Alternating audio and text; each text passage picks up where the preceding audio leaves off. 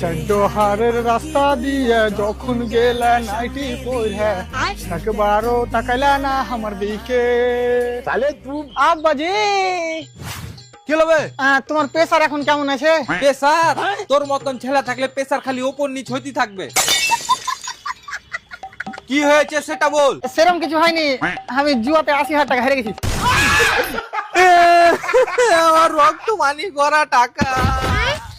ভালোর কথা, তুমি তো বড় দাদুকে বোকা তো মানে নিজের নামে জায়গা জমি করলেছিলে। बड़ा हरामी हो। বড় বাচ্চা তো টুটুর পাঁচা হবে উল্টালটা কথা বললে। যা মোটরসাইকেল বাইর কর, ভুরকুন্ডা থেকে হার লেগে এক বান্ডিল বিড়ি গালা লিয়ে গে। বিড়ি নাই, বিড়ি শেষ হয়ে গেছে। কই মোটরসাইকেল? কেন বে হারকে মোটরসাইকেল কি হলো? ওই মোটরসাইকেলটা বিক্রি করি তো আমি জুয়ার টাকা গেলা শোধ করেছি।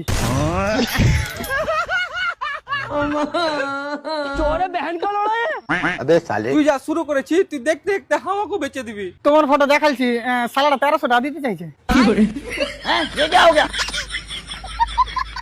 আমি বললো যে যত সুয়ারের মতন মুখ হোক না কেন আমার আব্বার, এত কম রেট আমি দিতে পারবো না। তার মানে কেউ তোকে ১ লাখ টাকা দিলে তুই আমাকেও বিক্রি করে দিবি?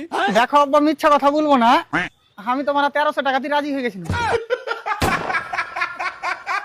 খতম। আব্বা মরে গেলে নাকি? अबे साले আমার মরে গেল, লাভ আছে, বাড়ি খান তো পাবো।